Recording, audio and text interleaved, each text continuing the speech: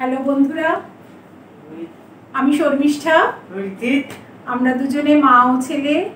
তোমাদের সামনে এসে গেছি। তোমাদের প্রত্যেককে স্বাগত আমাদের চ্যানেল মি অ্যান্ড মমে। আজকে আমরা আলোচনা করব ব্রেন ডেভেলপমেন্টের কিছু এক্সারসাইজ নিয়ে, যেটা আমার ছেলেকে আমি করিয়ে থাকি। তো ব্রেন ডেভেলপমেন্টের জন্য প্রধান যে বিষয়টা সেটা হলো হ্যান্ড আই কোঅর্ডিনেশন। তো এই হ্যান্ড আই কোঅর্ডিনেশন এবং বাইনারি অ্যাক্টিভিটিস, অর্থাৎ এই দুটো নিয়েই আজকে আমরা কথা বলবো। হ্যান্ড আই কোঅর্ডিনেশন মানে হলো যে আমরা যেমন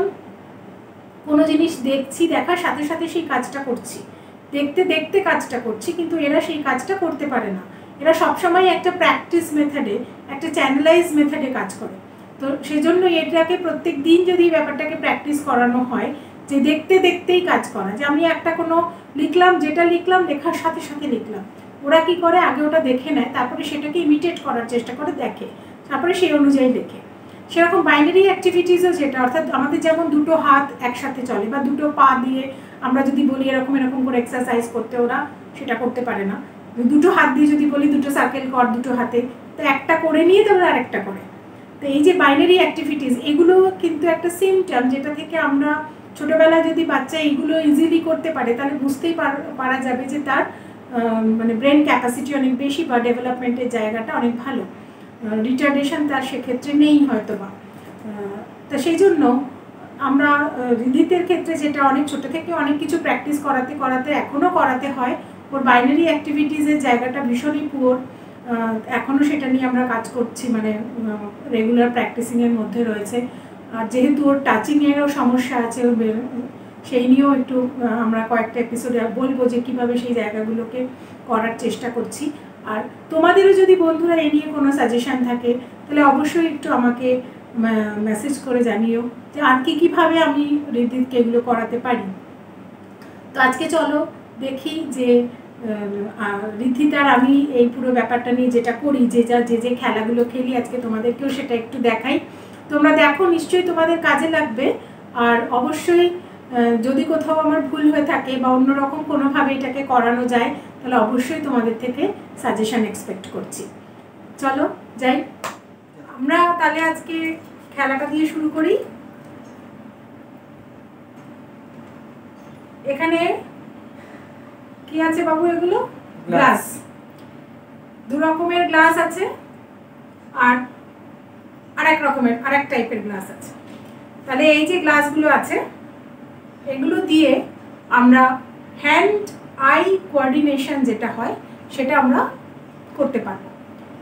মানে দেখবে এবং কাজটা করবে, এটাকে আমরা হ্যান্ড আই কোঅর্ডিনেশন বলি। তো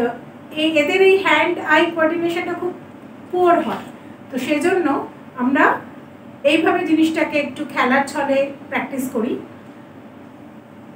বাবু যেটা দেখবে সেটা করবে, ঠিক আছে? তাহলে 1 2 3 1 2 3 1 2 3 1 2 3 1 1 2 2 3 3 1 1 2 2 3 3 1 2 3 1 2 3 এটা কি হলো? 1 2 3 1 2 2 3 3 1 1 2 2 3 3 1 1 2 2 3 3 এটা পরে আমি এটা করছি, সবসময় আমি এটা করছি না। দেখো আবার 1 2 3 1 2 3 1 1 2 2 3 3 1 1 2 2 3 3 এবার 1 2 3 1 2 2 3 3 1 2 1 2 3 1 2 2 1 1 2 3 1 2 3 1 2 3 হ্যাঁ, তোমাকে তার মানে তুমি যেটা দেখছো সঙ্গে সঙ্গে সেটা ওখানে করতে হবে, তাই তো? আমি এখানে 1 2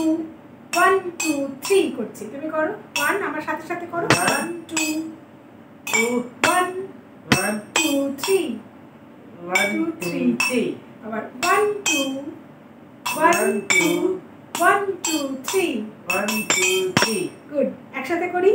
1 1 2 2 3 3 করি একসাথে 1 1 2 2 3 3 আবার 1 1 1 1 2 2 2 2 3 3 3 3 এবার আমরা এরকম করে দিলে কি করতে পারো এখানটা এরকম করো নাকি এরকম করো এরকম ভেরি গুড তাহলে এটা দিয়ে আমরা যেটা বুঝি সেটা হলো যে দেখছে এবং দেখার সাথে সাথে করা আপনারা দেখতেই পেলেন যে যখনই দাঁড়াও কথা বলে নি একটু যখনই আমি পরপর কমান্ড দিচ্ছি 1 2 3 তখন কোনো অসুবিধা হচ্ছে না আবার 1 2 3 সেটাতেও কোনো অসুবিধা হচ্ছে না কিন্তু যখনই একটু পাল্টে দেওয়া হচ্ছে যে 1 এটা 2 এটা 3 তখন গুলিয়ে যাচ্ছে তার মানে দেখার সাথে সাথে কাজটা পরপর যখন সিরিয়ালি হচ্ছে তখন করতে পারছে কিন্তু যখন সেটা সিরিয়ালি হচ্ছে না তখন আর সেটা করতে পারছে না তো এটা হলো আমাদের হ্যান্ড এবং আই কোঅর্ডিনেশন আমরা এরকম অনেক ছোট ছোট খেলার মাধ্যমে এই কাজটা করতে পারি এছাড়া যেটা আমরা আরেকটা করি সেটাকে আমরা বাইনারি অ্যাক্টিভিটিস বলি যে দুটো হাত আমাদের কিভাবে একসাথে চলবে আমরা এই গ্লাসগুলো সরিয়ে নিচ্ছি গ্লাসগুলো সরিয়ে নিয়ে আমরা বাইনারি অ্যাক্টিভিটিস বাবু চামচটা রেখে দাও বাইনারি অ্যাক্টিভিটিস মানে দুটো হাতই যাতে সমান চলে অনেক রকম এক্সারসাইজ আছে তাহলে বল দিয়ে করা যায় বল দিয়ে এটা ও ইজিলি পারে মানে যেহেতু প্লেন সারফেস এমন একটা জিনিস নিতে হবে যেটা একটু রাফ সারফেস যেটা হাতে ধরতে অসুবিধা এবং মুভ করতে একটু কষ্ট তো আমি এরকম দুটো পটাটো নিয়েছি তো নিয়ে সেই দুটো দিয়ে আমরা বাইনারি দেখাবো কিরকম করব যে একটা আমরা এরকমভাবে যাবে আবার এই হাতটা এরকমভাবে যাবে এই হাতটা এরকমভাবে যাবে আবার এই হাতটা এরকমভাবে আসবে এই হাতটা এরকমভাবে যাবে আবার এরকমভাবে আসবে এইভাবে যাবে তো দিস ইজ দ্য প্র্যাকটিস যেরকমভাবে ওটা করা যেটা যেহেতু রাফ সারফেস সহজে এটা সরতে চায় না একটুখানি প্রেশার দিয়ে এটাকে করতে হবে বল হলে সেটা খুব ইজিলি হয়ে যাবে তো প্রথমে বল দিয়েই প্র্যাকটিস করানো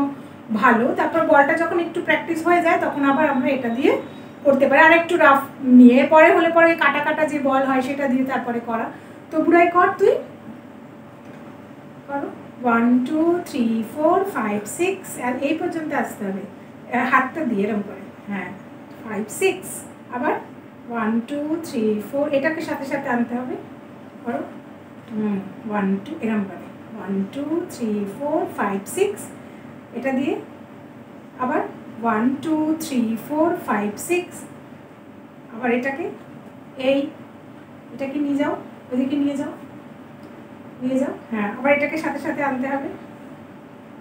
এই যে ব্যাপারটা ওর বাইনারি জায়গাটা যখনই বলেও খুব ইজিলি করতে পারে কিন্তু এটাতে ওর হাতটা ও প্রথমত এই রাফ সারফেসটাকে এগোনোতেই পারছে না যে প্রেশারটা দিলে এটা এগোয় সেই প্রেশারটাতেই ওর সমস্যা তো এটাকে অনেক প্র্যাকটিস করাতে হবে তো এটা দিয়ে আমরা বাইনারি অ্যাক্টিভিটিস যেটা সেটা করতে পারি তো এগুলো সবটাই কিন্তু আমাদের ব্রেন ডেভেলপমেন্টের জায়গাগুলোকে একটু বিস্তৃত করে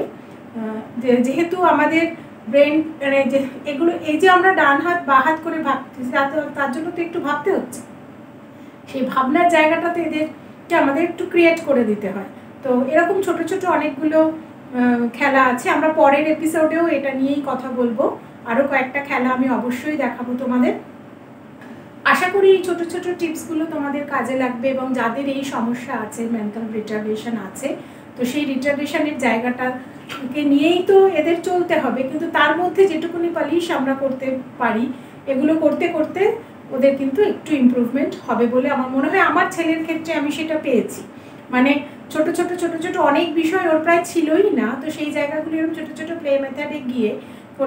করার চেষ্টা করছি এখনও করছি তো দেখা যাক কি হয় তোমাদের আশীর্বাদ নিয়েই ঋদ্ধিত এগিয়ে চলেছে আশা করি ভবিষ্যতেও তোমরা ওর পাশে থাকবে